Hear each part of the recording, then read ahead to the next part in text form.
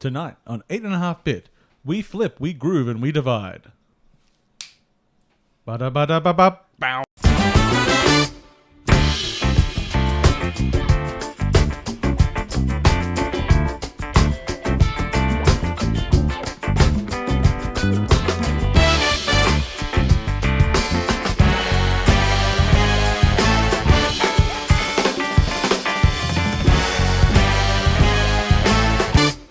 Welcome, friends of all designs, to episode 251 of 8.5-bit. I'm your host, Paul, and joining me today is my good friend, James. Hello.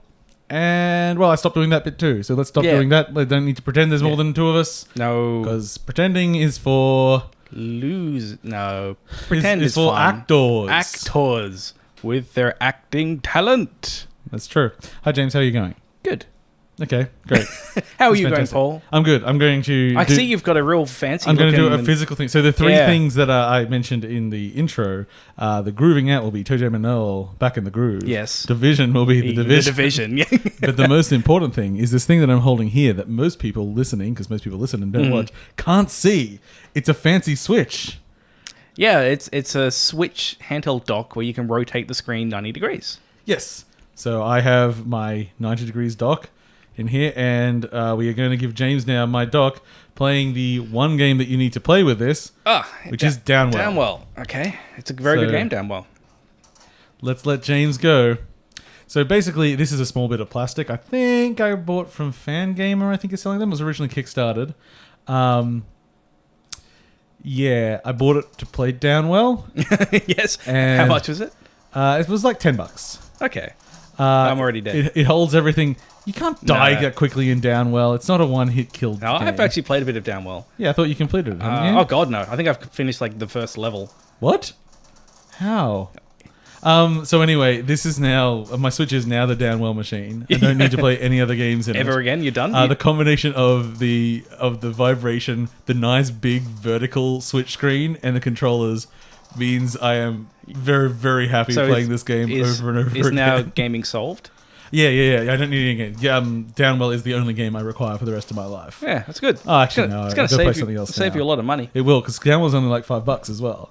Nice. Yeah, sweet. So overall, it's like, well, after shipping, about $20 to get Downwell on the Switch. I think I paid $1 for it on my phone. But, yeah. But man, the phone does not have, it neither has the size nor the control. Can I still play with touch now? I can't.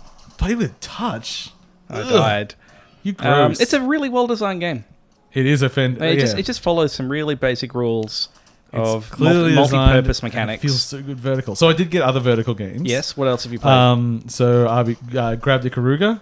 Oh yeah. And are you which terrible is at weird that? going back to. I remember loving Ikaruga, but I mean, I suppose I haven't played it since the Dreamcast, and I certainly do not have my skills anymore, and I don't quite. This is what I'm doing all episode as well. Yeah, I'm going to to take that off you after your next death, which I'm sure will be imminent. I'm here to play forever. That's the thing. It feels so fucking good on this as a platform. Yeah. I'm like, yeah, it's stupid to buy it again, except that it's so much better on this than on PC or anything. So Ikaruga. All right, you take it away from me, I'll take it buddy. off from you. I like Namco Museum. A lot of those games will play in the vertical mode, which I think is called like Tase mode. I feel like or this something. is also a good thing for like multiplayer. Like if you could have one person hold one side and someone hold the other side. Could. I have some multiplayer games on the Switch which you hold either end of it and hold it between you. But I feel like it's a better form factor for like some weird multiplayer thing like this. Maybe. Yeah. We'd have to play around with it. Other game, there's two pinball games. There's Pinball FX and there's Pinball... I'll just go back and look, actually. Because they're pinball names. I don't remember. But unfortunately, you don't have a rotated home screen. No, that doesn't. Oh, yeah. The other one is the... so Pinball FX3 and there's Stern Pinball Arcade. Now, Stern Pinball Arcade has a rotation mode, except it only rotates one direction. It's the wrong way? And it's the wrong one. FX3 decided, which is the same as Zen Pinball, I believe, went to the super clever of letting you rotate it either direction. Yes, yep. So I've actually been playing a bit of pinball on it as well. And it really is just like kind of the perfect mode of doing that sort of thing. I actually ended up buying some boards because I bought like what did you buy? The Portal board and like there was a Fox cartoon thing, which there was the Bob's Burgers board and Art. Well, it can't be. No, actually, does Archer go on Fox? It's FX, isn't it? I know. It's Yeah, so there's I think Bob's, it's FX. Bob's Burgers, Archer, and like I think like a Family Guy and American Dad one, but I just wanted the Bob's Burgers and Archer one. The quality of those pinball boards is really good. Yeah, it's really like I was playing around. The Portal one's got some cool stuff with the ball, actually going through portals and stuff like that. And like even just a bit, there's a lot of sort of like trainers you can put on, and like even just describing how you actually play the board, which from real pinball is very lacking because it took me about 30 years before I realized there was a game inside pinball which wasn't just getting points. I mean, sort of original pinball was that. But it's like, no, all modern pinball is like, yeah, you go on missions and you do all sorts of... Because really the first, probably Metroid Pinball was the first time that idea even came to me. And I was like, oh, they should put this in regular pinball. And then people said, it's already been like that for 15 fucking years, you dickhead. Or maybe longer or shorter, I don't know the timeline.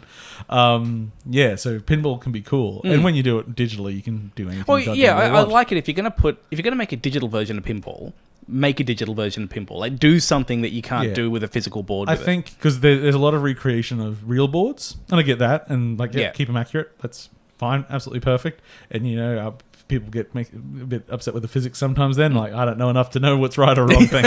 I just know that I flip it with the flippers, and sometimes I knock it. That's all I know. But yeah, once you're actually making original tables, it's like have actual portals on the portal table. Why not? It doesn't matter if you can't physically do it because you're in the digital realm. Yep. Anything is possible. Okay, cool. So yes, the Flip Grip, which is I think it's Fangamer. It took, I don't know, like 3-4 weeks to get to Australia. How much was it? It's like $10. Yeah. $10 or $12, I think. And you know, I'm sure you could 3D print something or do just the same thing. But you know, 3D, it does take a little bit of stress on it. So something that's like a solid mold does make sense. As I said, I'm sure you can do it lots of cheaper ways. Actually, honestly, was that including shipping?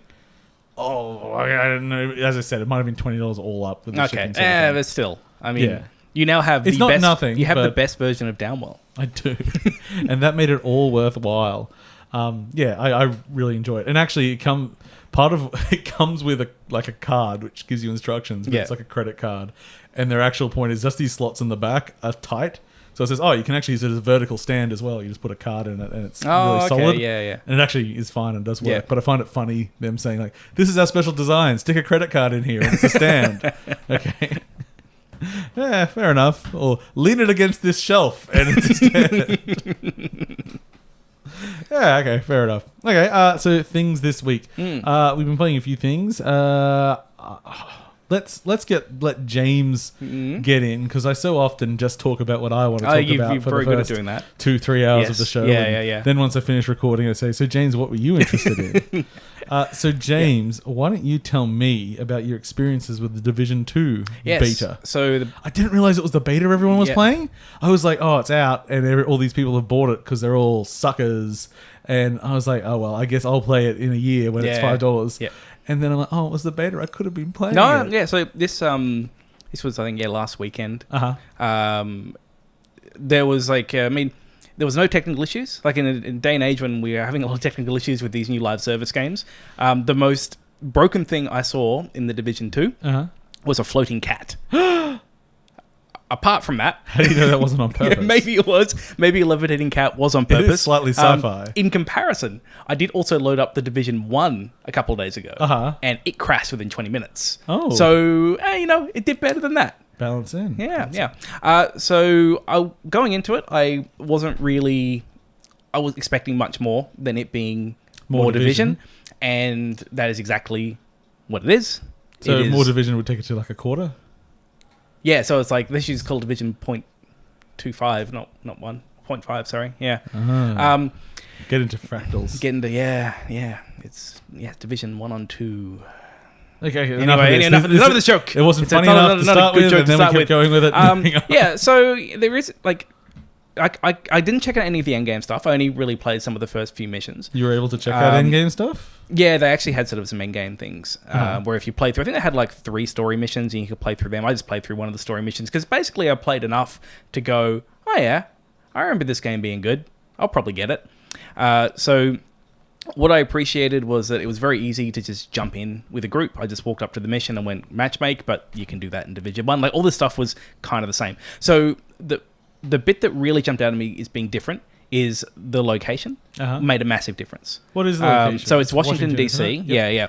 And I did go back and play Division 1 to kind of make some comparisons between, because I felt it was a bit unfair to just say more Division without going back and playing the first one to see how much it iterated on it. And the environment definitely made a big difference, because Division 1 is very New York. It's snowing and it's urban, and that's it. They have some going into subways and things, but the majority of it is just, you walking through suburban streets and shopping malls and things like that. But now we've got zoos and airports. Now there's zoos and airports, and like there's more greenery because it's not snowing, it's not winter. So it's maybe a bit more like Last of Us, like in terms of its aesthetics. I also, playing it, thought, this looks about on par with Division 1, like from a graphic fidelity perspective. They haven't really made any leaps and bounds. I then went back and played Division 1, and it was like playing Division 2 on like medium to low settings. Yeah. I was like, okay. No, like it was you that changed. Yeah, it's like, no, Division 1 still looks good. Like, I still think it's perfectly serviceable. But no, Division 2 does look like noticeably better when I was playing it. A lot of the core mechanics just carry over really well. It has the same thing with Division 1, where multiplayer in groups is like very easy to work as a group together and have cooperative play without having to really talk about it too much. Like, it's really easy. There's 3 people that are fighting one way.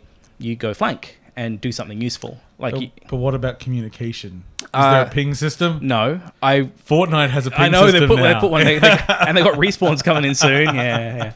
Man, they iterate so fast. Yeah, that's what got them where they were. Exactly. So I think from a perspective of what it is, like, it's a hard sell if you haven't already enjoyed Division 1, because it is just more of that. Probably something that really did jump out at me was just the level of environmental storytelling was fucking nuts. And I think there is still a bit of it in Division 1. Like, it's still like there's a lot of stuff in the world. You can, they're telling little stories. I just found there was a lot more going on with this one. And maybe the fact that the environment's more varied did something to make it feel like there was more, just because I was seeing, you might see a bunch of chairs around, like, someone that's been shot or something like that. Like, just little things, but I felt like there was a lot of detail in the world. I kind of wish there was more of a reason to stop and look at it. Like, it feels like they've gone to all this effort. And Destiny is a little bit like this as well. Like, there can be a lot of detail in the world, but it's very static. It's only for you to sort of appreciate, hey, they put a lot of detail in here. Yeah. It doesn't really, like, you won't get clues to lead to something or something. You'll just get like, oh, so this person was sitting here waiting for them, but he got shot. Yeah, which I think, say, like, Fallout 76 did that quite well. You're not allowed to say I'm not allowed to praise Fallout 76, not right? on the internet. Yeah. But I think it's actually, to kind of compare that kind of environmental storytelling, maybe coming from Fallout 76, which I think did environmental storytelling really well. Stop it. Because it's all the game is. Stop praising it. The other day I had electrical company coming around doing quotes for solar on the house, and he's like, "Oh yeah, are you into games at all?" I'm like, "Yeah, you can talk to me about games, man. It's fine." He was like, "Oh yeah, I've been playing. I don't play a lot, but my brother said should totally check this out. It's like this new game where you're like flying around and shooting stuff. I mean, Anthem. Oh yeah, Anthem." Yeah. And you're like, "Oh okay." So devoid of everything else, what do you feel about Anthem? He's like, "Oh, it's fucking awesome." And I'm like, "Oh yeah. It's like." And he wasn't totally unaware. He said, "Oh yeah, I hear there's a lot of bad reviews and backlash, but we flew around for like 6 hours. It's great." Yeah. I'm like, "Yep." And that's the person who's the majority gamer as well. Like that's something. I was actually, because like I was looking through just my YouTube feed today, and I'm now starting to see a lot of negativity about pretty much everything from the people that I subscribe to. Yeah. To the point now where I'm like, I'm probably just going to start unsubscribing to these people. And I get a bit sad when there's a particular YouTuber that I like that starts to play the YouTube game. Yeah. And I see their content kind of shift to doing what they need to do to be successful with the clickbait and the headers and all that kind of stuff. But it's kind of sad that that's the way. Yeah, it's reaction is very negative culture, a lot of it. And I think that does not mean we can't criticize and everything. I would say the majority of my life, people sometimes think that I hate everything, but I just truly I like being critical, and I like analyzing, I like pulling things apart. I can walk out of my favorite movie and rag on it for an hour and be like, well, you hate it. It's like, no, 10 out of 10, fucking amazing, great. But I just want to talk about it. Yeah. And I just want to get in there. And, still people do, there is bad things in Anthem. For instance, if people didn't, like the shutdowns on PS4 are crazy because they're not the game crashing. They crash the console. Yeah, to the point where Sony's refunding. Yeah. And that's like, ooh. That's a big fucking oopsie. Yeah. Like, oh, we may have like soft bricked your console. So that doesn't mean we just say like, oh no, don't criticize these things. Yeah, it's all has its place, but at the same time, bit of perspective, bit of space.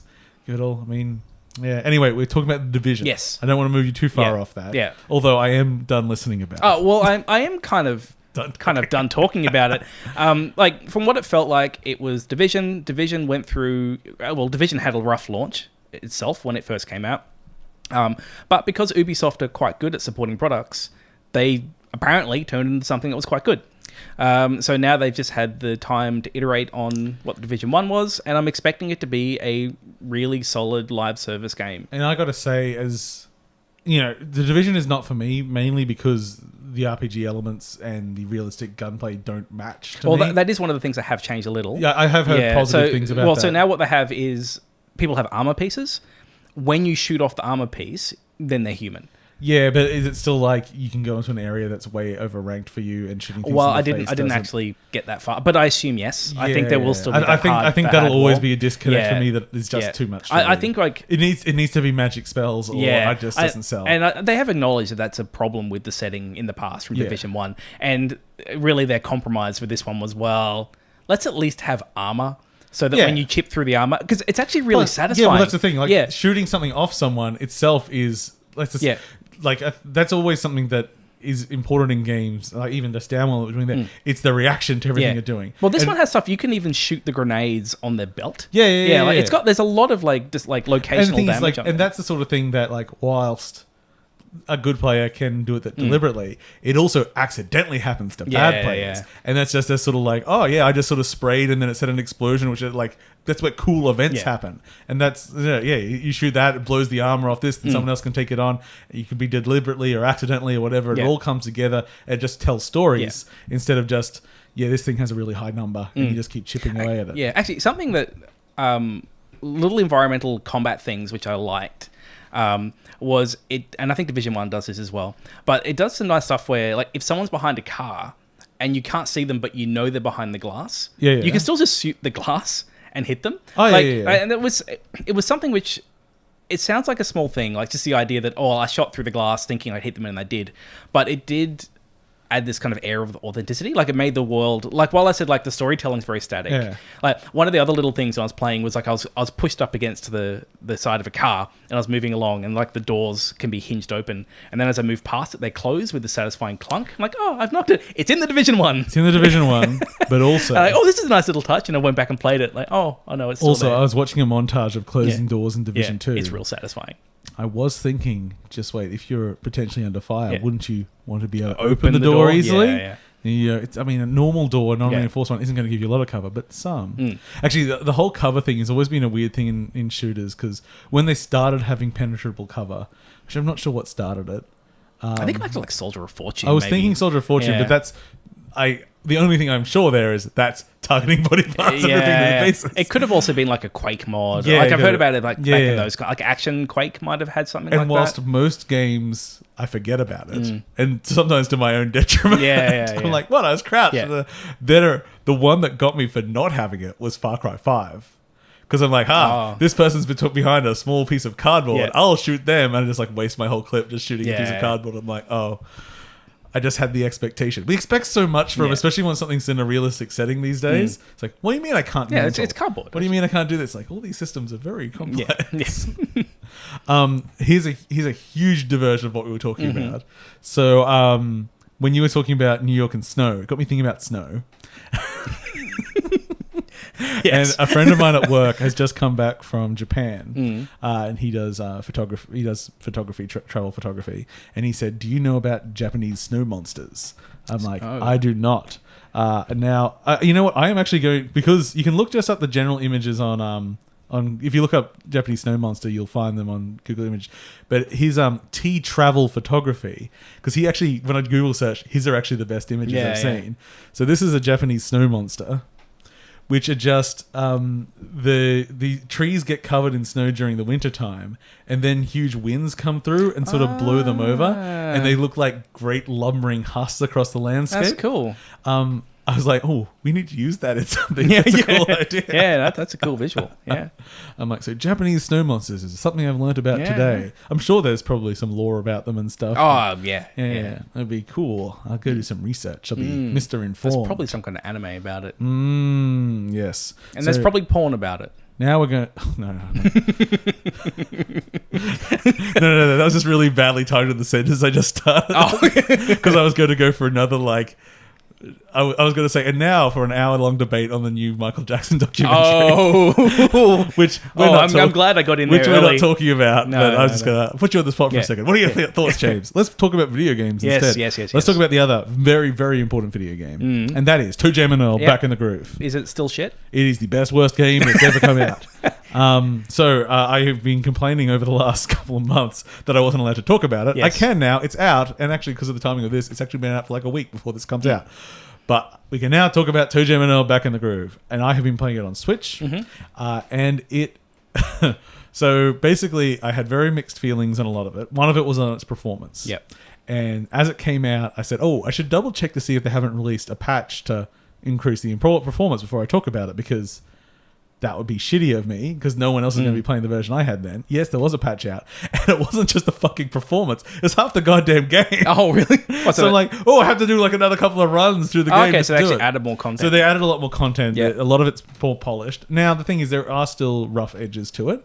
All the slowdowns are not completely gone on the Switch now, but it's mostly just in between levels. It doesn't really matter. I just don't know what makes it go slow. Look, I'm going to say here... it basically is me saying lazy devs, but it's like, because it doesn't matter and they're porting it to everything at once. I think they just kind of got the job done good enough, and maybe it'll improve later, because the thing is, it's not a visually complex game. There's not a lot of systems that play at once. It kind of makes me think that there's probably some real low-hanging fruit in there, where if they just gave it to like a mobile dev and went, hey, could you just make this not shit? But it does run much better. Yeah. So it does, like, the actual gameplay is pretty smooth 99% of the time now. So if you do not know Toejam and Earl was the most 90s game that was ever made. It was through the lens of Japan. Through Japan's lens of bad 90s white rap. Yes. A hip, a hop, a hip. Anyway, it's Japanese saying that you are aliens, Toejam and Earl, and you basically are going through a number of levels collecting parts of your ship. It is sort of the prototypical rogue-like. It is not rogue. It is not a rogue. It is a rogue-like or rogue-lite, depending how you're going to split hairs on that shit. Each level is randomly generated. When you're playing a normal game, it's 25 levels long. You're trying to find 10 ship pieces. You start at the bottom. Each level, there's an elevator that goes between them. It's broken up to grids, and you reveal the grid as you move through it, and you collect presents, and those presents can have random effects, and you learn what's in each kind of present as you keep going along. There's bad humans trying to kill you. There's good humans that can help you. It's actually shitloads of systems, but at the same time, it's not like Binding of Isaac or something where you end up coming up with like a cool build, because all the presents are temporary. So most of the game is like your normal moving speed is walking. You just sort of saunter around these weird islands with very strange characters, which sometimes are completely harmless, and sometimes it's a little girl that can kill you one fucking hit. And you're like, get away from me. And the balance of it is so weird, because there isn't really a... you do get more difficult enemies the higher you get, except it doesn't really get any harder. A little bit, but not... But you don't really get better. There is an experience system, and you level up and you get like faster. You can hold more presents and stuff like that. But you at the beginning of the game versus you at the end of the game, and it takes probably about 2 hours to play through a run. It's not vastly different. But is it more like then skill, like player skill, that improves? I mean, I suppose player knowledge makes a big yeah. difference to the change. How the systems interact, what you can do, what the potentials of things are. Like learning, when you go in water, there can be a shark's fin, but there's 2 types of shark fin because one of them's a dolphin that just loves you, and one of them's a shark that'll attack you. Okay. That's very easy to spot one Yeah. very early in the game. But sort of stuff like that. But the thing is, I think Toejam and Earl has always been like there's a DDR style dance mini game in there you can do every level and stuff like that. There's you go to a 2D platform or a funk zone, and there's heaps of different content in there. It's a mishmash. It's not particularly well designed, really, if I try to look at it as a game design. So it's a cohesive thing. But I've played through the game 5 times now, and I keep going back and experimenting. I think I've got one more thing to unlock or something. I'm just I'm going to get that. And there are a few additions. So when you finish it now, you unlock a new character, but you also get to unlock a hat. And so every time you go to a new level, it randomizes what hat you get, and that'll give you a different, it might make you immune to a certain type of enemy. Or it makes you walk over certain hazards fine and stuff like that.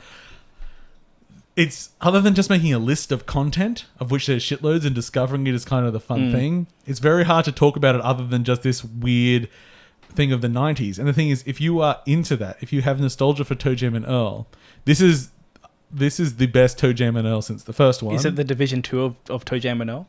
I can't quantify that yet. It's certainly better than 2, and I never played 3. Yeah.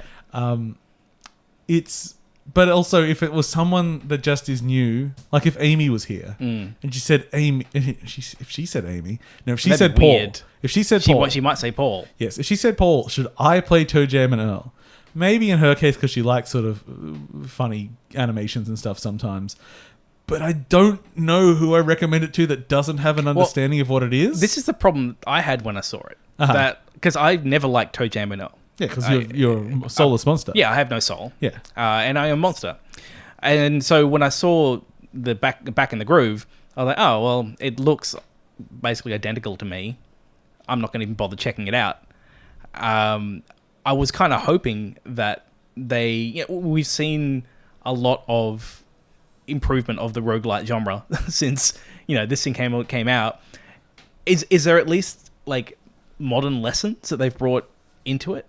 Not super. No. But, I mean, so one of the things that the patch also added is, so Toejam and Earl is historically kind of focused on co-op. Yeah. So you and your buddy said that you can certainly do that with a new one. But now you can also do it online. Okay. And it's not just me and my friends will go and play. You can just go, new game, open session. And people can just, Dark Souls-esque, just enter your fucking game and join you. Can they fuck you over?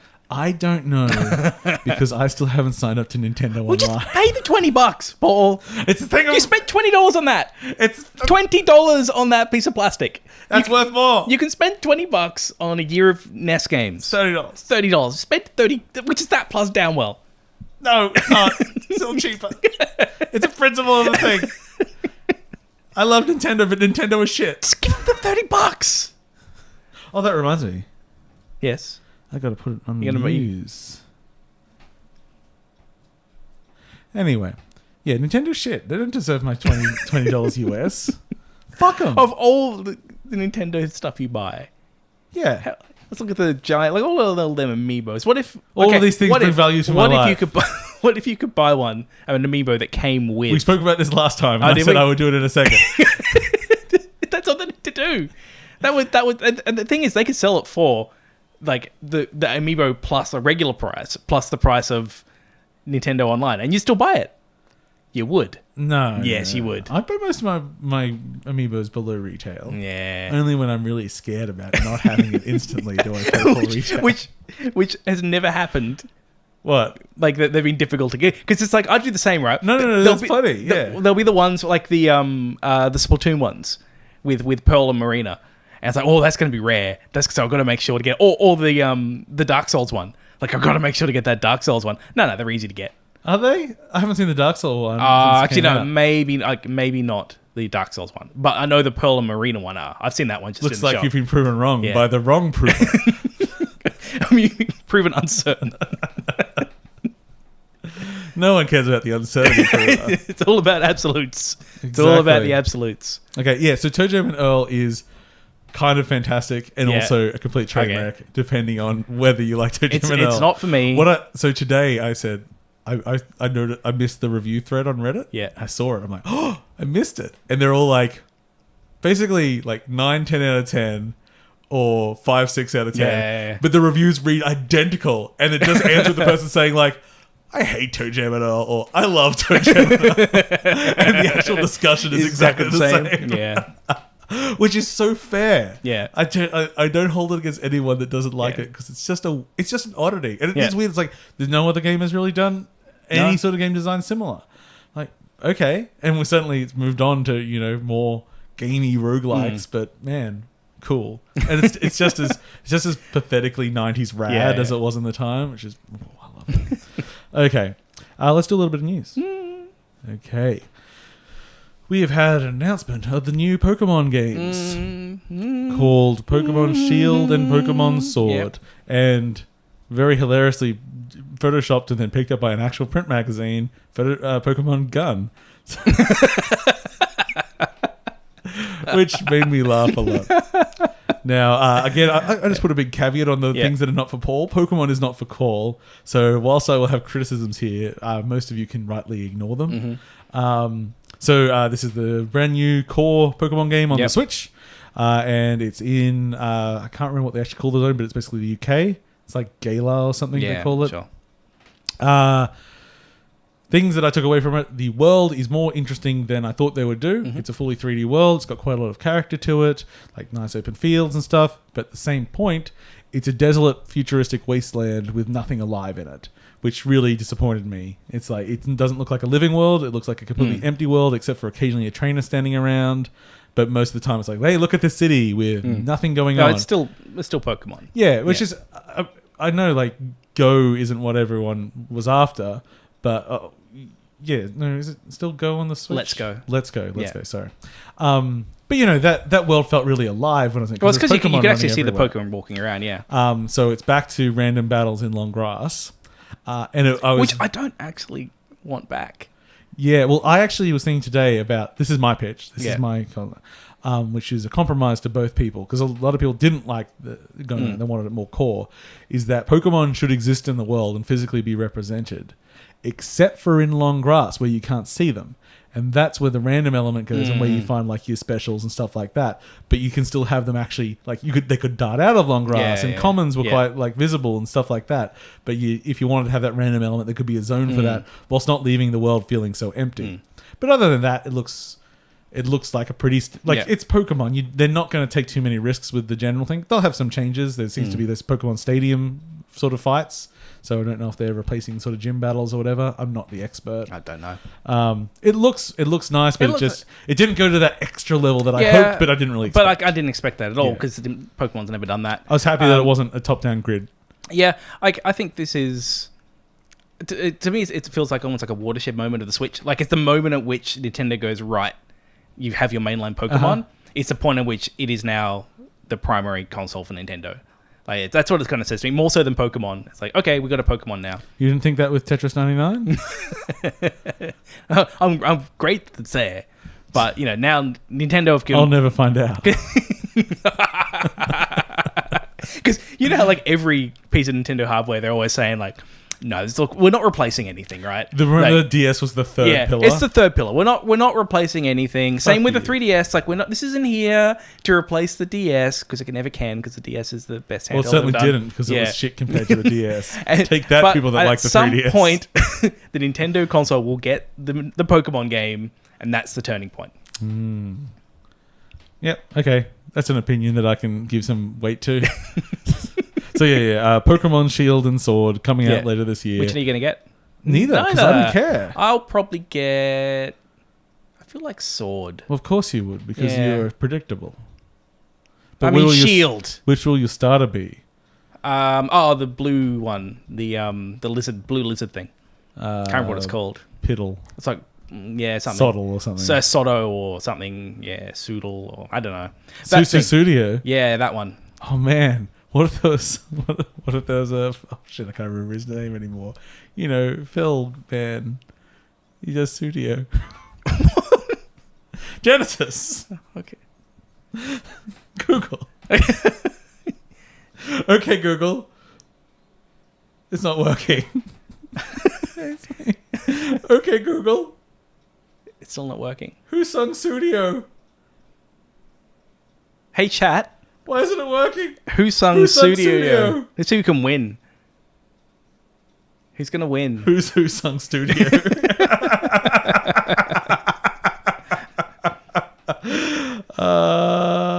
I hate when I can't remember names.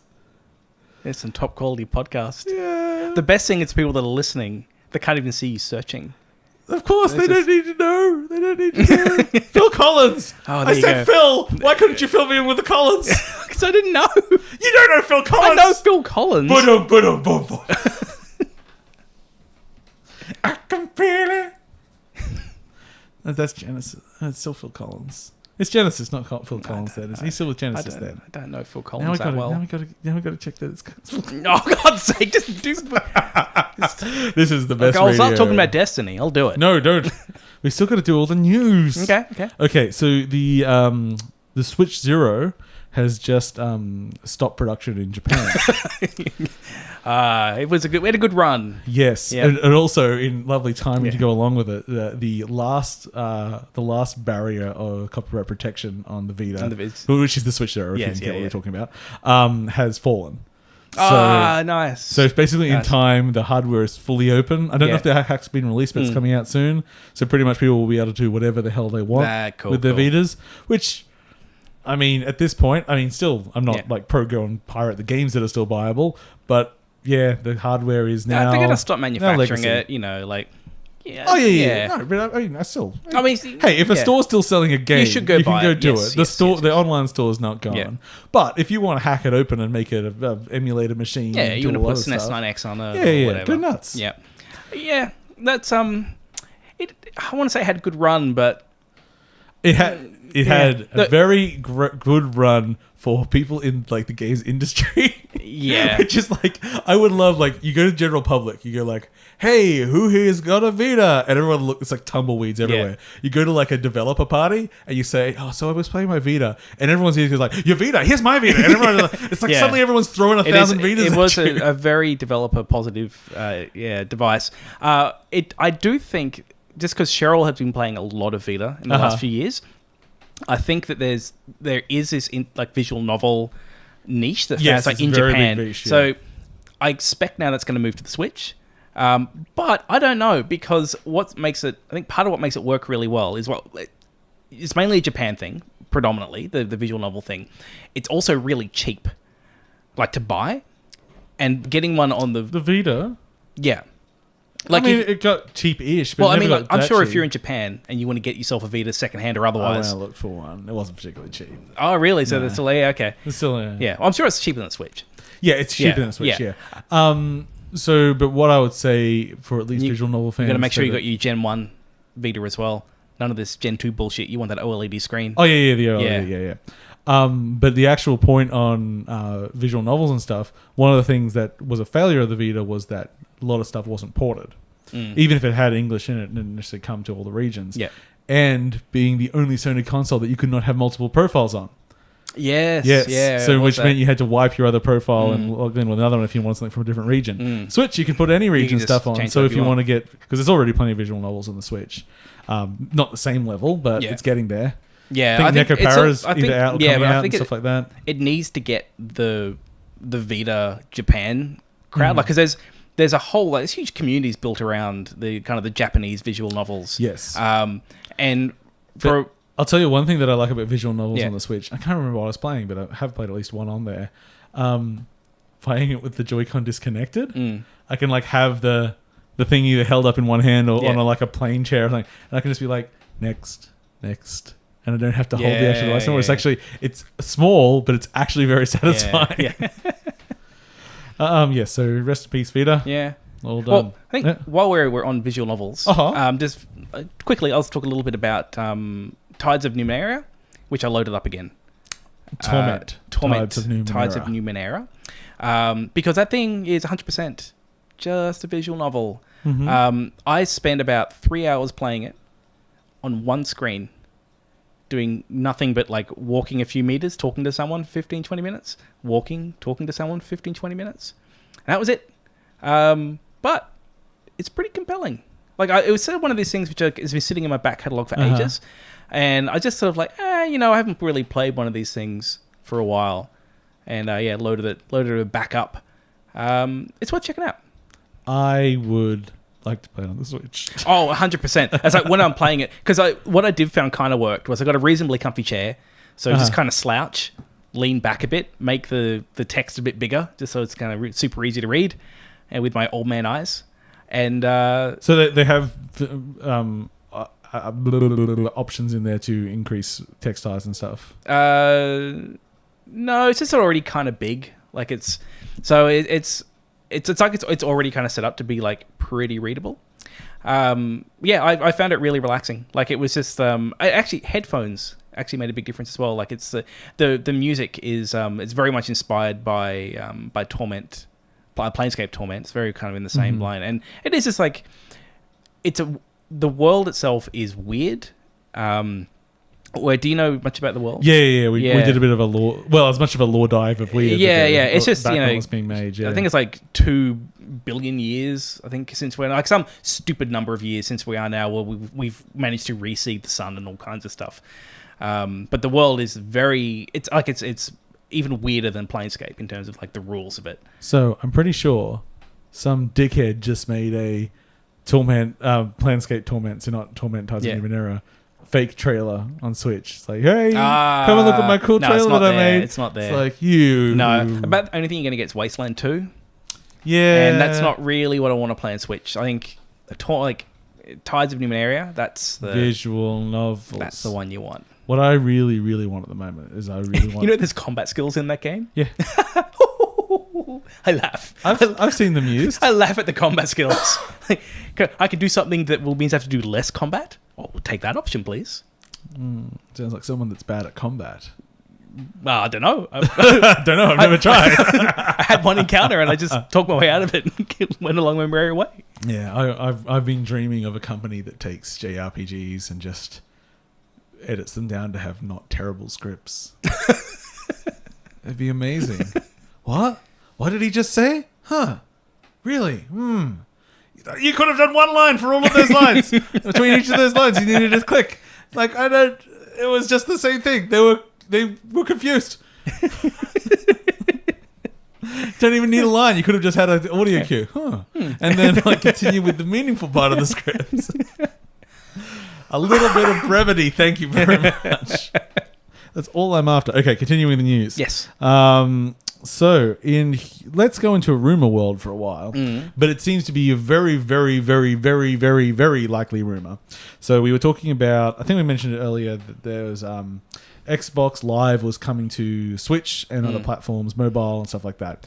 We were speculating that was more of like a sort of like a connection to the friends list and potentially like an API that can be developers could use to like access those features and everything. Which online. Minecraft already kind of has. Yeah, which Minecraft is already there, and then just extending that. Yeah. It seems that we may have been underestimating this, in that Microsoft may be looking at bringing Game Pass to Switch and potentially PlayStation and televisions and phones and microwaves and condoms. That's the modern Xbox. Yes. Yeah. They're very, from all reports, they are heavily investing in streaming services. And they're looking at putting those on every goddamn thing they can. And because we were sort of talking about it I think today. You'll finally get crossplay on the PS4. Yeah. Well, it's like, you can just connect into an Xbox. I'll just connect to an Xbox. In Sydney. Yeah, it's totally feasible that we will be playing Halo 5.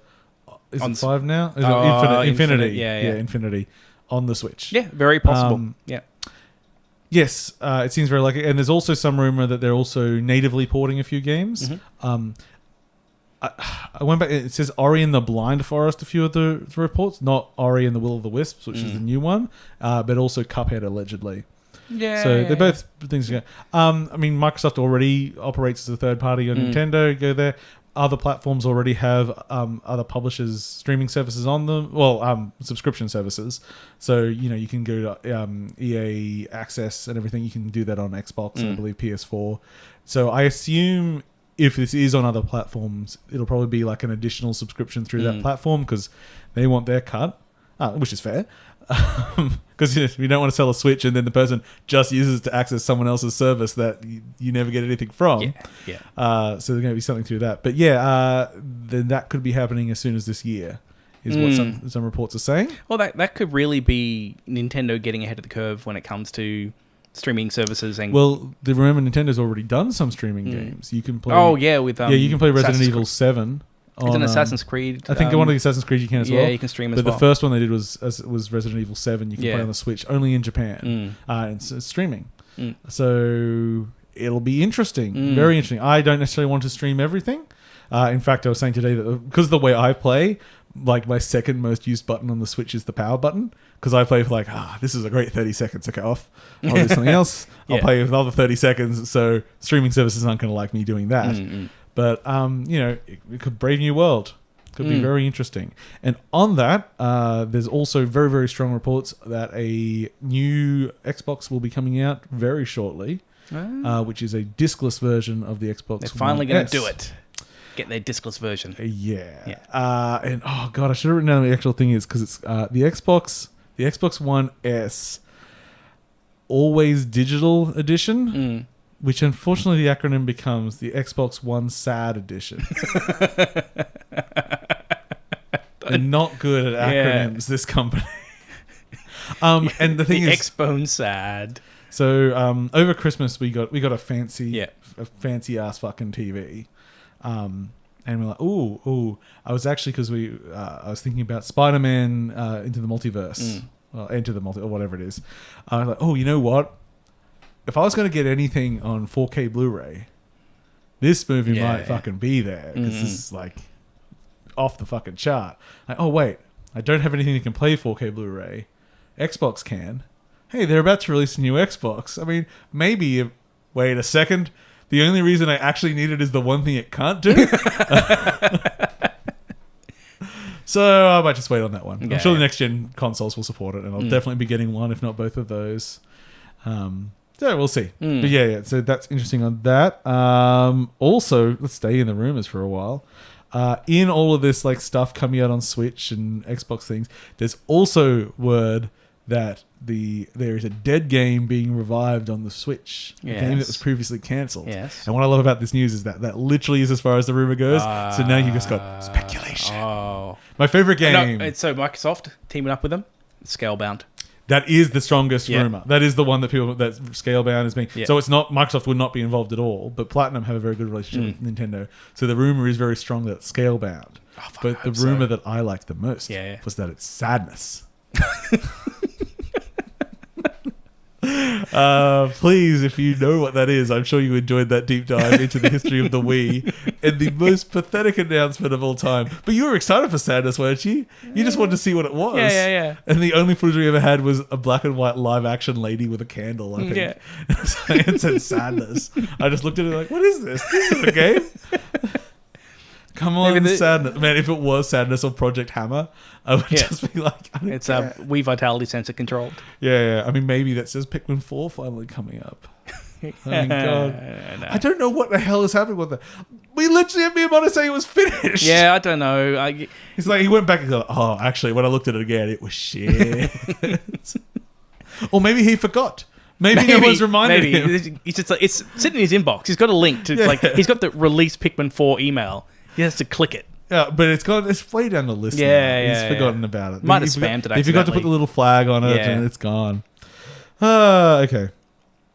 So, speaking of fun things, Devil May Cry 5 has one of the best add-ons for a deluxe edition I've ever seen. And yes, it is. So, all the cutscenes in the game, if you get the deluxe edition, which I believe is another $700. I'm not sure. For the moment, I believed you. I was like, oh, God, have they really? Anyway, yes. All the cutscenes, you can watch them not as the final in-game animated cutscene. You can watch the pre-visualization, which they just filmed themselves.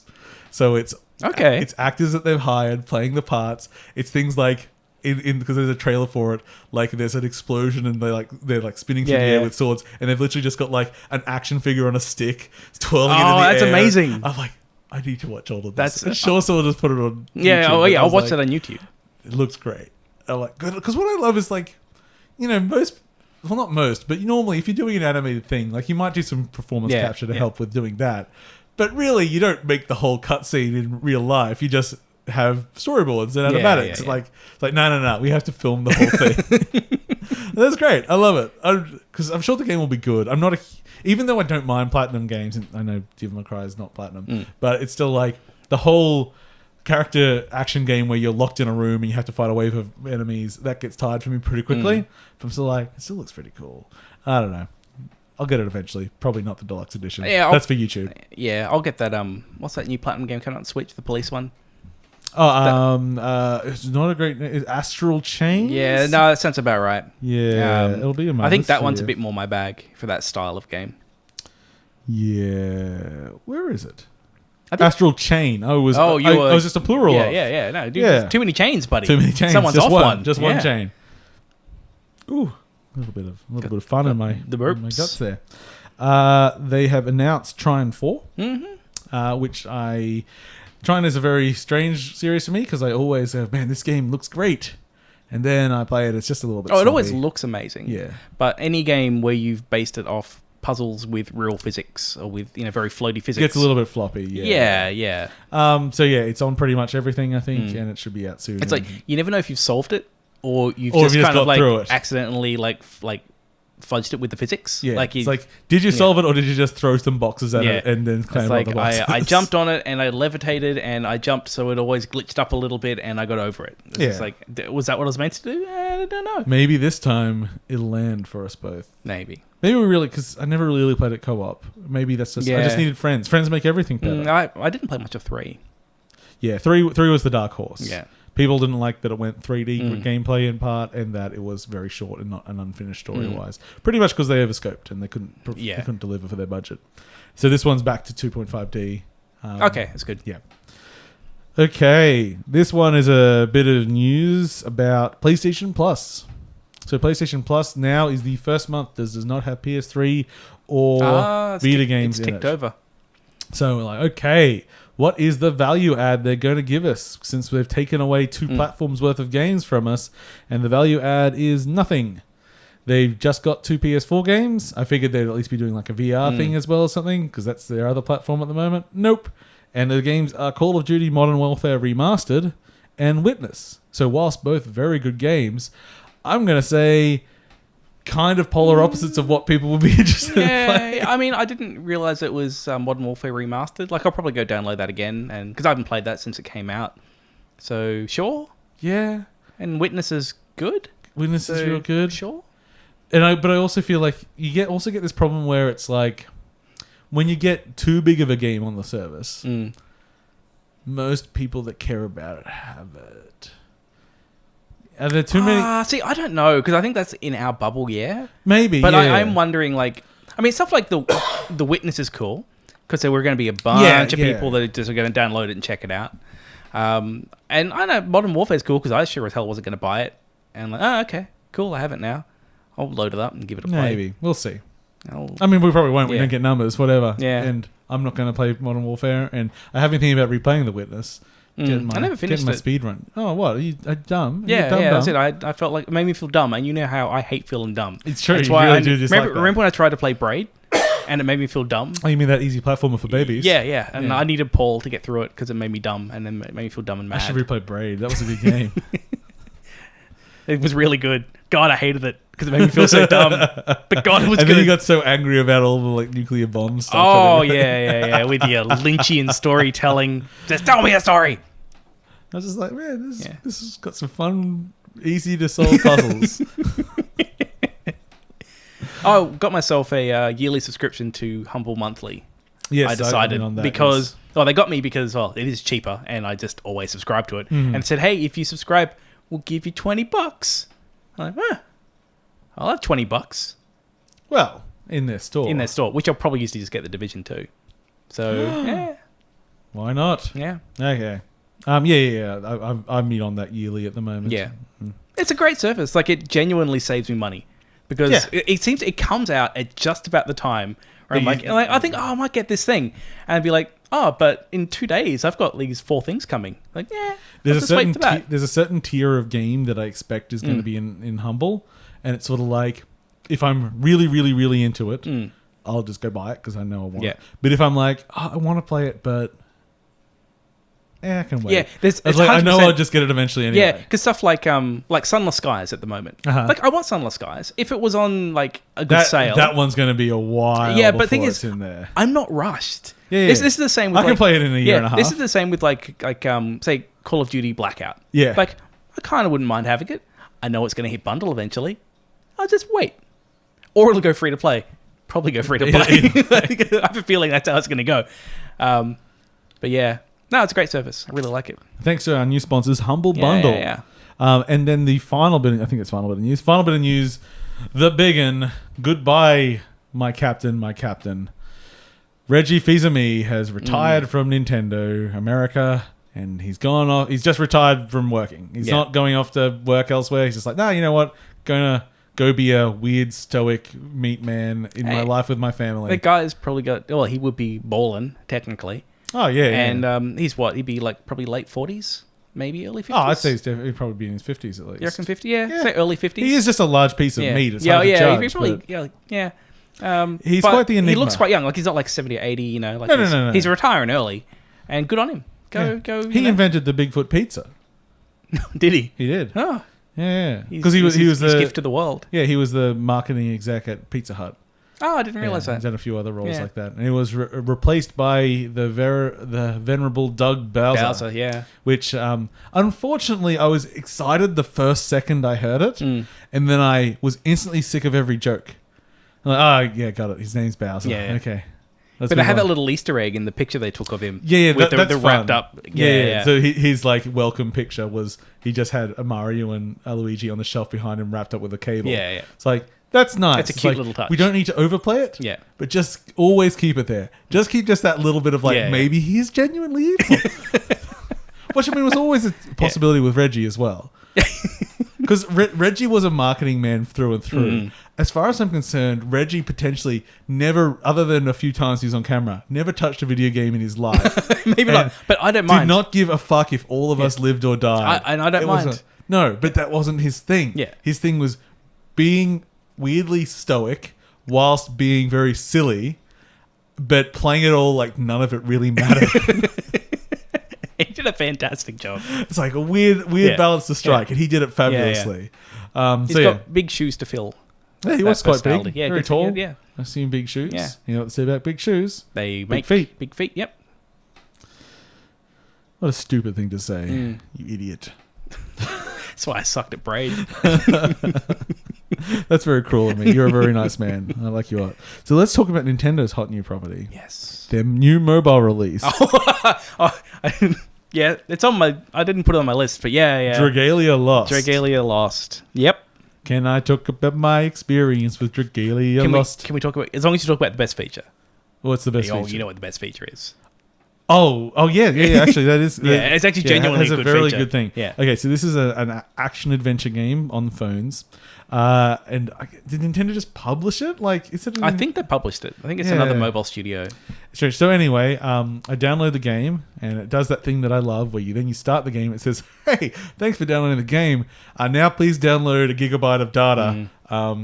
By the way, this data won't download if you close the app. Yep. So keep it open. So go plug in some power somewhere. So hope that you're near good internet. Otherwise, you're going to be here for a while. Then play for 5 minutes, literally, and then it's like, by the way, we need another gig of data. Yeah. It's like, fuck you, game. So I did both of those. I got them all down. Yeah. But the best thing, which we have to get to James because he's very excited, is that when they have the cutscenes and the dialogue and everything, there's a skip button, which is always good. We like skip buttons. But it's not that we can skip it. No. That's just what we expect. We want to be able to skip. When you skip it, it gives you a short 2-line paragraph that says... summary. Yeah, summary of what the cutscene you skipped was. Beautiful. Why has no one done this? It's genius. I didn't have to watch the anime bullshit. I still got the story. Just tell me. You can condense your 20 seconds into 2 or 3 sentences. So good. Just do that. So yes, I appreciate you can play it portrait.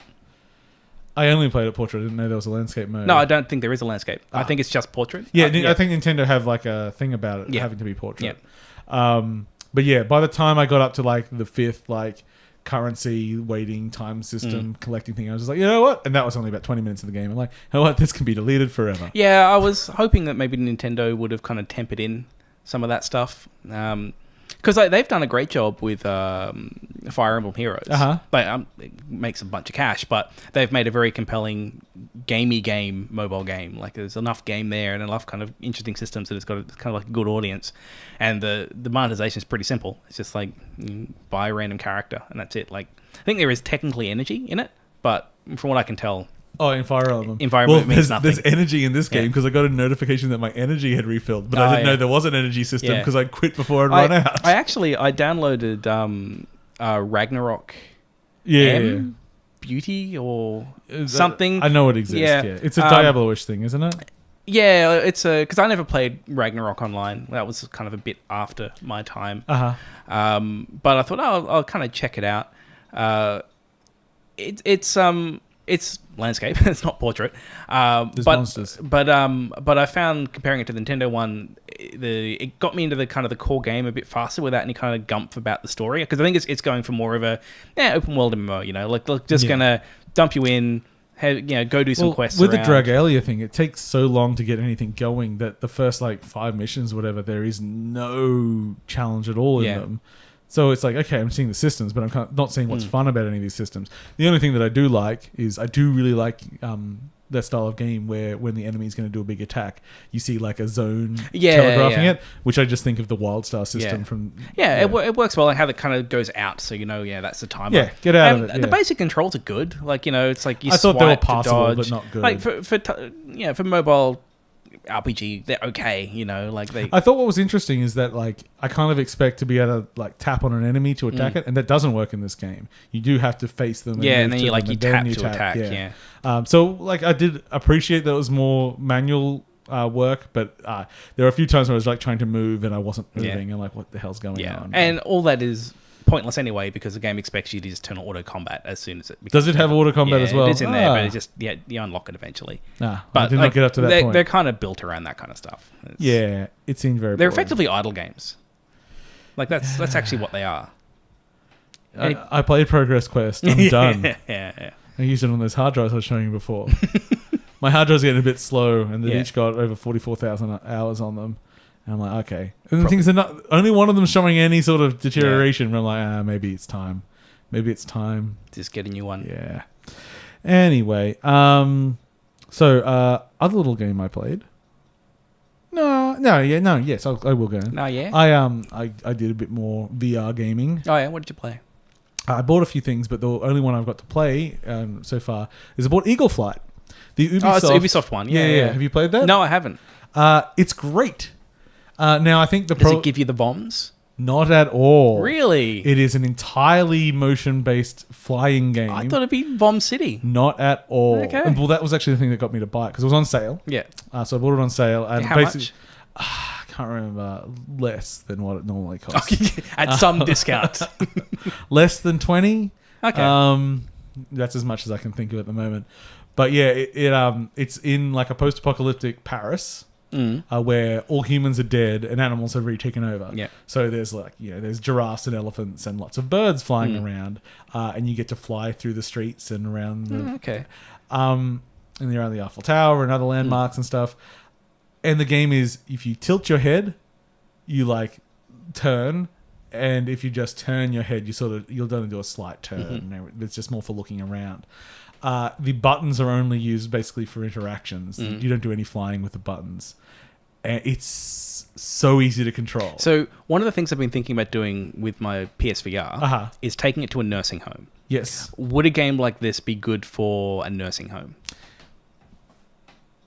Probably. Probably be okay. Maybe not my first choice, but it is only controlled by the head. The general speed is not too crazy, and you can slow down the flight. And if you don't go into missions, you're just flying around. So there's some game in there? Oh, yeah. There's races and chases and collecting things and there's lots. Basically, it's you start the game and it's okay, go here. It's just there's a literal mission type icon on the screen. Go there, start it, and once the game opens up more, you get a wide range of missions, but you have to get a certain amount of basically, you know, it's an unlock system. Get so many points to get to this mission. Okay. Stuff like that. You know, it's not unbelievably remarkable when it comes to like mission design, but it's like, you know what, flying through like the tunnels under Paris while elephants are like walking through and shit like that is kind of fucking cool. Is there like a story to find there? Yeah, there's a little bit of a story. Nothing that I write home about, but you know, it's there and it's functional. I mainly am just enjoying flying around. Yeah. And it's good because it is accurate enough that the first time I'm playing it, trying to work out what I can not just dive down to a street, but then I can go through a window through a building and come out the other side unscathed. Cool. Yeah, okay, because it's just that easy to control. Yeah. And as I say, no VOMs, and I am very susceptible to VOMs. Yeah, for sure. So I just assume that game you just have a bucket under your head constantly throwing up. Yeah, but it's so good.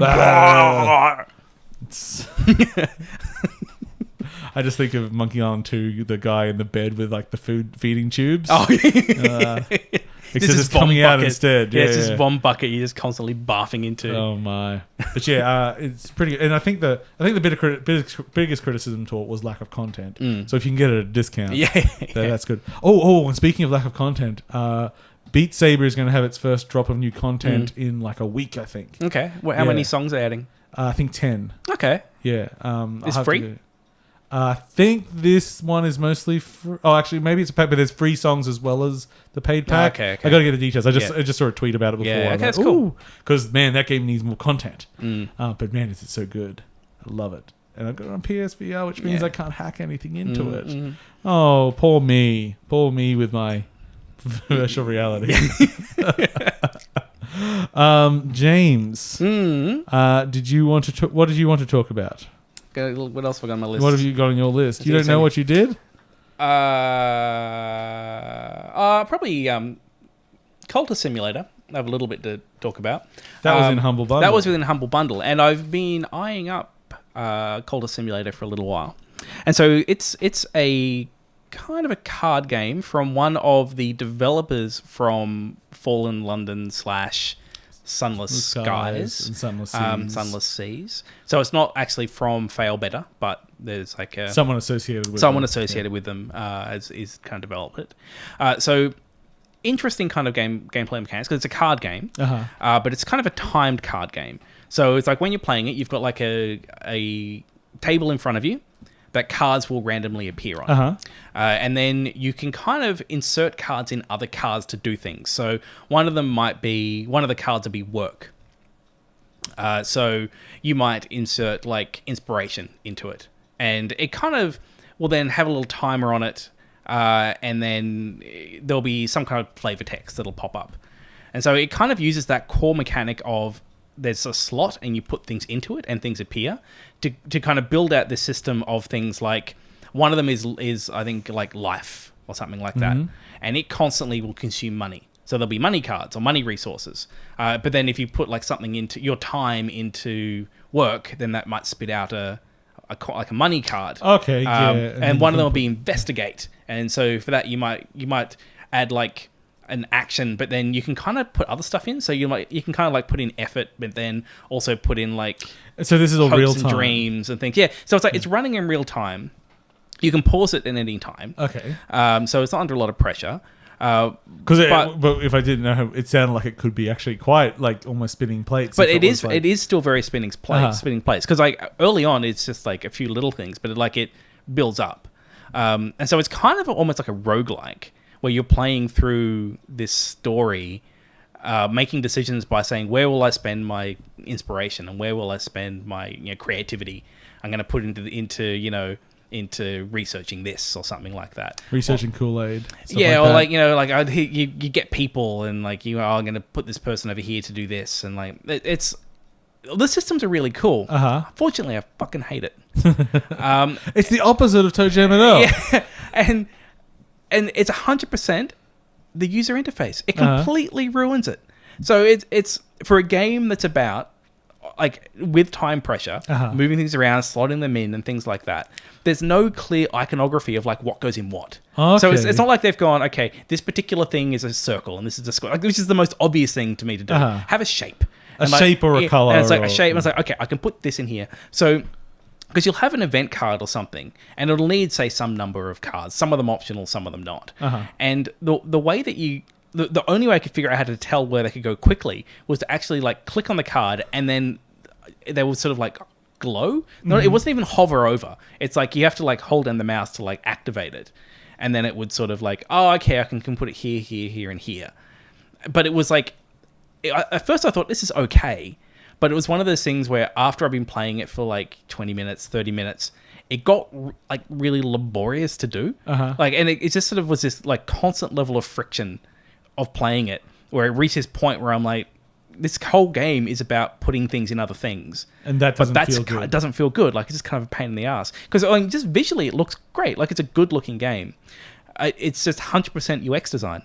Like, I feel like it could be really good if there's just like there was another Into the Breach, where there was like a talk about or an article about that like once, where I think they said like it took them like 2 years to land on their user experience. Yeah, and it shows like that the user experience in that game is phenomenal. And it's one of those things you look at it and you say like, well, this is simple. It's really simple. This is like you do this straight up. It's like no, it's like years of iteration to get there. And this feels like it needs that. Like maybe it doesn't need years to get there, but I don't... It needs a few more iterations. Yeah, like I have a feeling it might have been like this thing. I don't know if it was early access. I think it might have been. Maybe there was like a small community of early access that was iterated on. Yeah. And as soon as it got out to like the bigger community, it's like, I don't know what's going on with this. Like there's so many things which is just like stopping me from enjoying it. So it's like the actual game design itself sounds pretty compelling. And yeah, good, yeah, it is. But then it's just... Yeah, the actual the wrapping in the actual way you do it. Yeah, like things like, you know, there's some fundamental flaws with like, there's so many cards that are expiring and things happening, kind of popping up flavor text, and it might not be there really like briefly. So it almost maybe should just be turn based. Like I don't know if it being real time actually adds much. Like I feel like maybe it could be like, look, you know, it's like blocks of time or something like that. Like it's a cute idea, but the fact that you can pause it anyway, it's sort of like. It's like suddenly it's like you got to manage whether or not you're like if it, I don't know, like it's more like if it was blocks of time and, and you manually move those forward or and something. I pick up a card and it's like, oh, okay, I can put that here and here, and in 2 turns this is going to consume some of my life because time is going up or something like that. Like it's a cool idea. I didn't pay for it. I'm kind of glad that, you know, I didn't kind of fork out the cash for it, but like on paper it sounds great, and I don't know, maybe the sequel, if they do one, you know, a lot of these things could be fixed because there's a lot of really cool ideas in there, but I just did not have fun time playing it at all.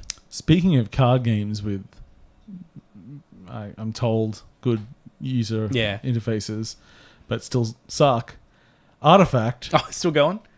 Is down to 700 people a day. Yeah, that doesn't surprise me at all. Yeah. God, they really dropped the ball on that, didn't they? Yeah. And it's almost like that now they've gone... They can't go back. Like, how do they make it free to play now? I don't know. I mean, maybe they could just go, look, everyone have some free packs. Apparently the economy is so fucked up now that it may as well be.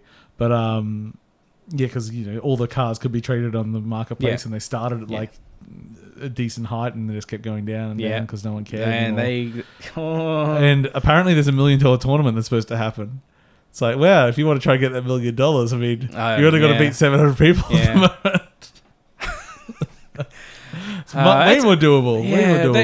They really missed the mark with that. It's like this may have been a great idea about 3-4 years ago, trying to go for like, all right, let's go for like, we want this Magic the Gathering style thing where you don't, you know, we're not free to play. Like you buy cards and you have them and you can sell them. They're yours. You can kind of do what you want with them. But in the day and age of Hearthstone and Elder Scrolls Legends... Well, what I always hear about... Because the thing is, Artifact is basically 3 games at once. So 3 lanes. And you can either... you have to win like 3 times in one lane or win 2 of the lanes or something like that. I don't know the exact rules of it. But what I hear from people that played it and got quite into it is that... obviously, this is secondhand information. That...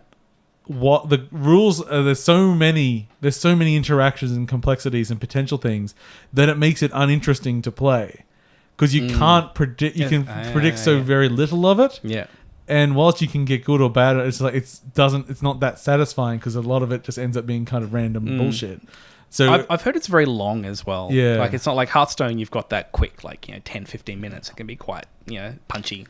Yeah, and sort of the thing, it's like, Magic, for all its ups and downs on the actual digital version, that's a pretty well understood game for people that care about that. And such a good game. It's too much for me, Yeah. someone like me to get into, but for people that are like that, there's Hearthstone, which is like, I get this. Yeah. This is great. This is... and then it's like, well, who was Artifact trying to... It was trying to please the hardcore Magic people, really, but they're already invested in Magic. Yeah. Anyway. Yeah, So, 700th. Yeah, that's low. yes. It's the only game Valve have done in years. Yeah. And yeah. They could have spent all that money on making us some Half-Life 3. Yeah, not really. No, that's never going to happen now. No. The Valve that would have made... There's quite a lot of good information out on Left 4 Dead 3. Because that was... It's just one of those things that... Because Valve have this company structure where you work on what you want. And you start a project by saying, I've got an idea of a project. Yeah. Who wants to come over to my desk and work on it? Oh, you can do whatever you want because we're not going to give anyone labels or rules. It's like, it's free for all. And what that seems to go is apparently a lot of like sort of tech people are there, like working, like there's a lot of hardware people there, come out with crazy ideas, but no one really wants to sit down and do like a game. And when they sit down like, oh, we'll do Left 4 Dead 3, there was just fundamental disagreements on what it should be. It's like, oh, we want some people to be VR and some people to do this, and like, well, what is it? That makes me think, like, what is Valve now? I think they're more of a technology company. Yeah, what tech are they doing? A lot of VR stuff. Yeah. They're doing that. I was trying to think, like, what is the modern Valve? Like, they don't make games anymore. The last thing they made was Artifact, and that seems to have bombed completely. They're not really wanting to stay in digital distribution.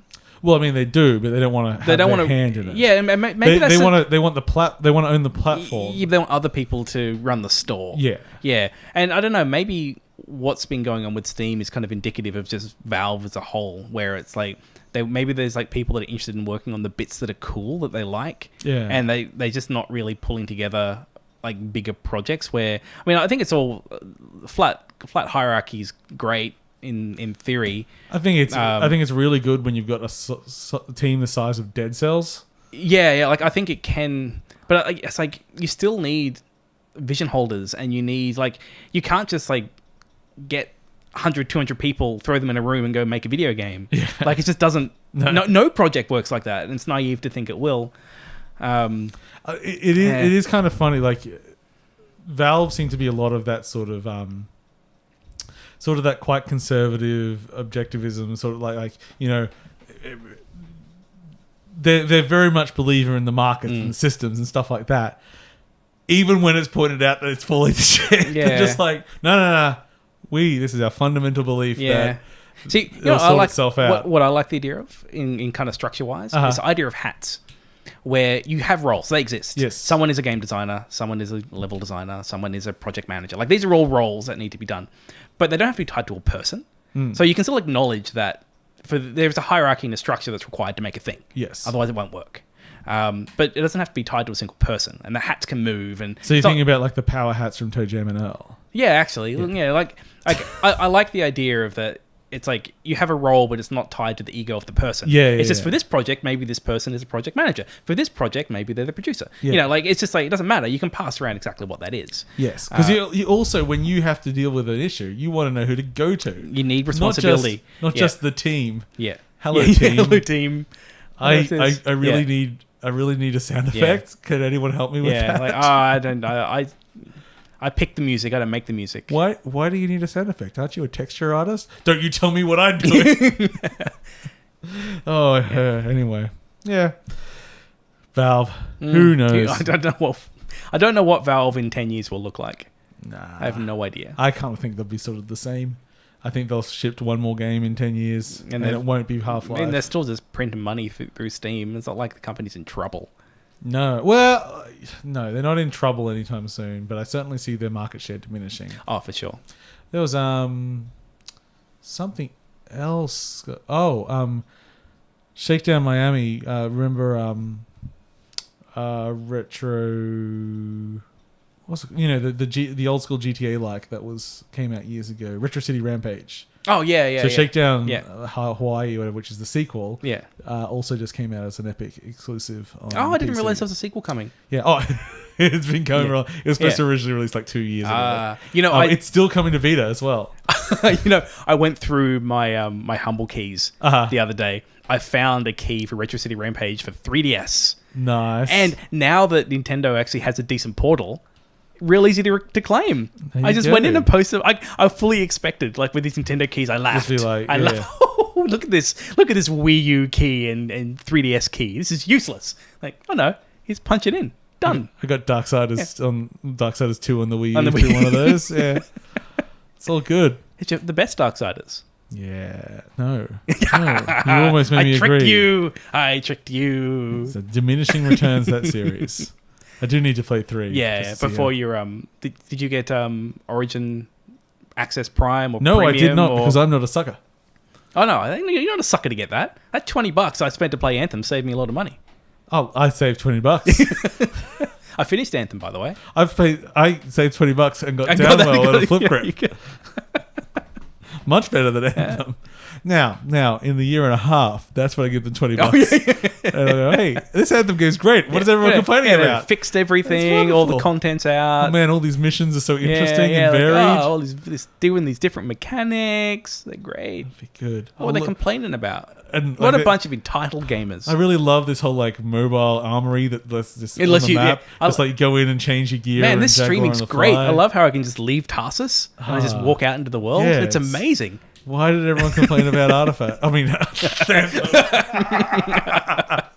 the same game. Yeah, they both got separate until playing it. Yeah, it will be very interesting to see EA support and BioWare how this continues. You know, I'm going to say I reckon it's going to be fine.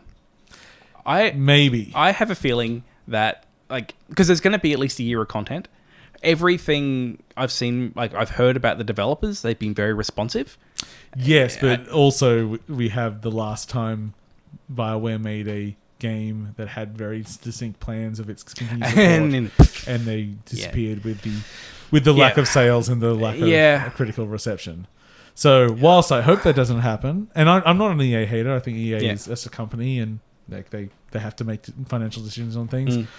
I also don't like Ubisoft. I expect now, like if Division comes out and people go, half of this shit. I'm like, yeah, well, we're fine in a year. Yeah, it will be. That's just what Ubisoft does now. They don't abandon their projects. They sit with them and they keep going. Which I think is really cool. What about Ubi's The Crew 2, aren't they? Yeah. I wonder if that game ever got good because it started super shit. It didn't have multiplayer. It was like a multiplayer game. I was like, what the fuck is going on here? I should check in. I should go like, Crew 2, are you still shit? Google, is Crew 2 still shit? Yes, Paul. Oh, no. Oh, well. Oh. Anyway, I think there's one other thing in your list. Do you want to... Is that something... Oh, I mean, I suppose you could... Is that a thing you want to talk about? Companions of Xanth. What is Companions of Xanth? So I decided to load up DOSBox. Companions of Xanth. And I was like, what's some of the old games that I wanted to play that I never did when I was a kid? So, Companions of Xanth. God damn it. I remember looking at some screenshots. Yeah, I know Companions of Xanth now that you give it that context. Yes. How did you find Companions of Xanth? What is Companions of Xanth? To start off, because I don't expect anyone to know what Companions of Xanth is. It is a DOS RPG. Kind of a little bit in line, I kind of want to say Ultima, like thematically, where you play a character in the real world who gets given... it's only 1993. 93. Who plays a computer game in the game world, which then takes you into a fantasy world. So there's like this fourth wall. There's like a 3.5 wall in the middle that you kind of move. Oh man, I looked at so many screenshots. You're looking at the seductress, aren't you? No, but that's one of the characters. Or there is one of the snake lady that looks quite not snaky, but I think she can turn snaky. So it's moving from screen to screen, still screens. It's the old school like compass at the bottom to kind of move around it, which is sort of more from the old kind of like interactive fiction age of like go north, go west, all that kind of stuff. And the first thing I found is this game took me... 5 out of 5. This game took me, I'm going to say, about 6 or 7 goes to start it. Like, to get into Xanth correctly. Because it's really brutal with if you don't do exactly what you need to at the beginning, it'll just end. Like, if you don't answer the phone, if you don't pick up, like, if you don't read the letter from your ex-girlfriend. There's a fun slide. Probably. Thematically, it's pretty fun. Yeah, so, like, to get into the game was a bit tricky. And it has the best box art. Do you remember that? That's so good. Look that up. Companions of Xanth with box art. Xanth is spelled with an X, by the way. Companions of Xanth. So, yeah, kind of like screen-based RPG where you pick a companion to go with, and there's 4 companions. One little elf girl, one is a centaur, one is a pretty lady. This will remind you. The screen went up. Oh, no. Sorry. One is a... Yeah, there we go. One is a pretty lady who is apparently a sort of snake person, and one is a demon seductress. Now, I'm pretty sure last time I gave this a go, I went with the demon seductress, but I thought, no, James, not this time.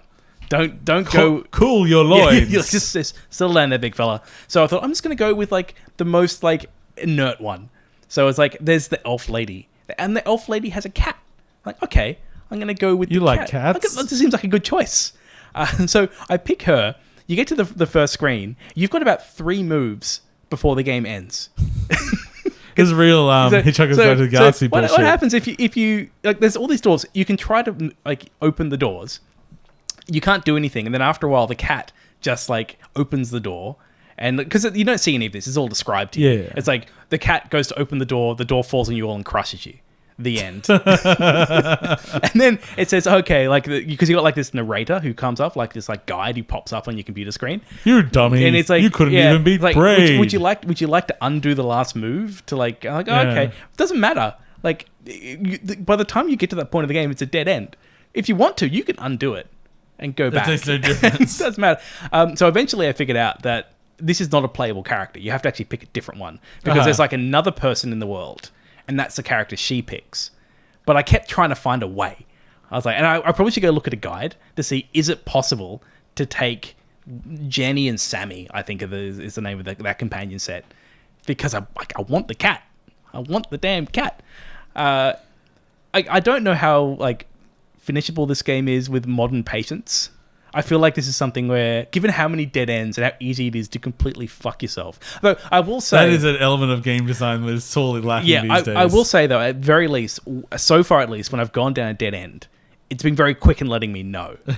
But I don't trust it to, like, not let me pick, like, forget the item in the second screen that I need on the last screen. Yeah, you don't want a full-on King's Quest. Yeah, like, you forgot to pick up the candle? Yeah. Well, I guess you have to start the game again. Companions of Xanth. You can probably go play it on the Internet Archive because that's got like DOSBox. Yeah. You can run in the browser. It's amazing. It's crazy. Yeah. It looks like the art looks nice. Like sexy seductress aside, it's nice art. Like the environment art's nice, and I don't mind the sound, and the writing's not bad. But yeah, it was just one of the. On a whim, I just decided. Companions of Xanth. Gonna give it a play. You checking if it's on... No. I'm just double checking the name. Speaking of games that we always wanted to play when we were little kids, it's time for me to actually play Leather Goddesses of Phobos. Do it. The fact that I always wanted to play the game really says a lot about me. Even as a 4-year-old child. Because I was very close to...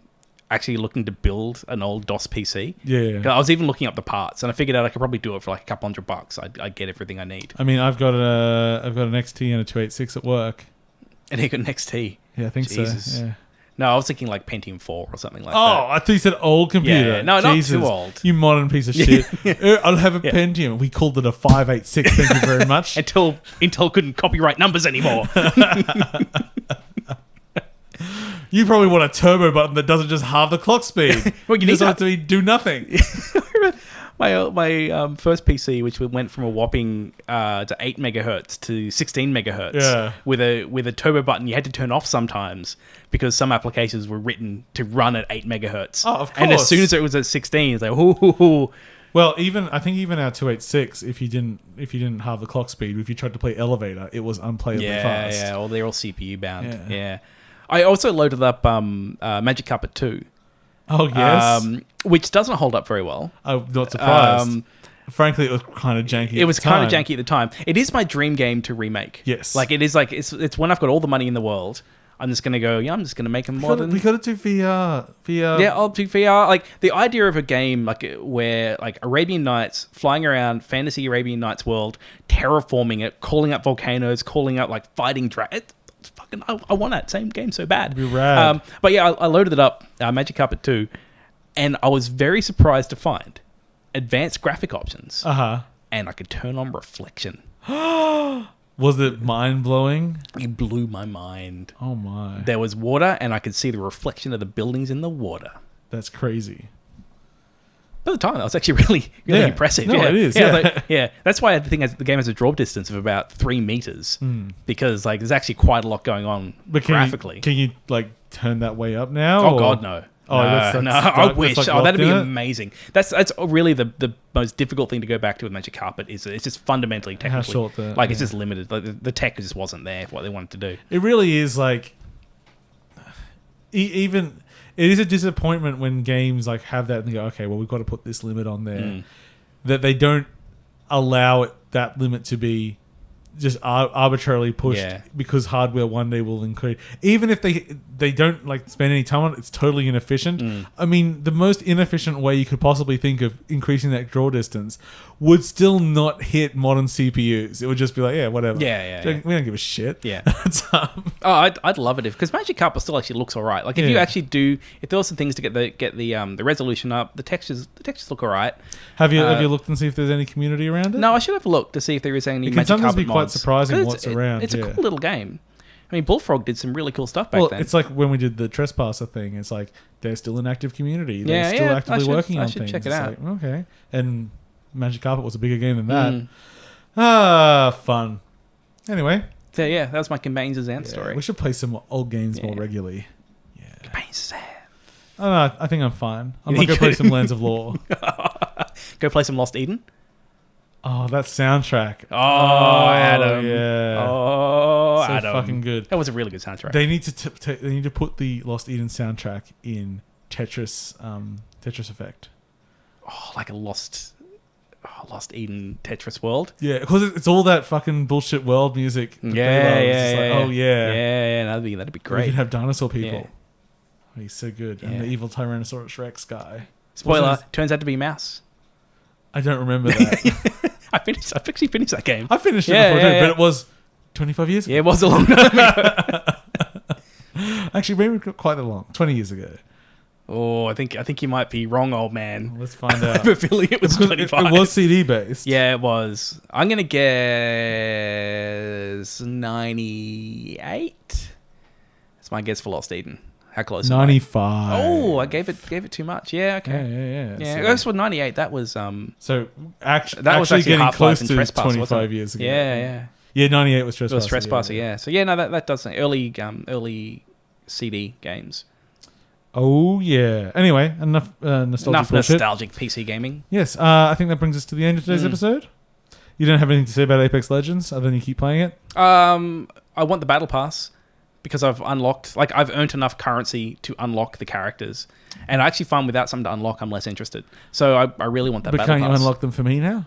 No, you can unlock your own characters. I will never do that. Yeah. I will. I have played 10 games and I'll play 2 more. Battle pass for this, I'll probably play a lot. Though Destiny expansion came out today. So far, real good. I'll take your word for it. They added a catch-up mechanic. They added a goddamn catch-up mechanic. That's great. Yeah, I can access the content that they added in. I really appreciate that. What's your favorite raid so far? I don't think I've done. Oh, you've done one. Oh. No, quarter of a raid ever. Oh, that's more than I thought you'd done. I do not want to play 5 to 6 hours of a goddamn raid. I used to do raiding in Star Wars: The Old Republic. Fucking hated it because you whole night you will be sitting there for 5 or 6 hours. That's a day of work playing this damn thing. Oh, didn't like it. Ape Out came out. I can give it a review now. Oh yeah, 10 out of 10. Yeah, there we go. So yeah, Ape Out I spoke about last week. Yeah, I've played through the entire. So it's broken up into albums. So each album then has a side A and a side B. So it's about 4 levels per each. Okay. Well, like you said, I felt like I played it for a couple of hours, and when I got the final version and I restarted the game, the first album took me 14 minutes. And the next one was pretty similar. Yeah. I think the next one was 40 minutes. I think the last one might have taken me an hour or something. It's no, this game's pretty short. That said, each level can then be played as an arcade mode. Then you can unlock harder versions of the albums. Yeah. So if you want to keep upping because it's, man, what I thought was a challenge at the beginning of the game has nothing on the end. It's like you end up having like swarms of people with guns chasing you, and you're just this ape that's jazz powered. You told me that the name made sense. Oh yeah, So I worked it out. What is it? Okay, and I only got it after the game finished because it unlocks a special secret level. Yeah. Which it involves you going back in, and it's called Ape In. I'm like, it's supposed to be break. Break out. Ape out. They're rhyming the vowel. It's a Paul rhyme. Because I'm always rhyming things that my wife tells me they don't rhyme. I'm like, no, I'm rhyming the middle of the word. And that's what they did. They took the A out of grave. It's break and A. It's like, no, just they're rhyming the vowel. That's the way it's going. Did you and that made me even more happy that it was a bullshit Paul rhyme. I'm like, yes, this is definitely out. This is your spirit animal. Because Ape In certainly makes even less sense.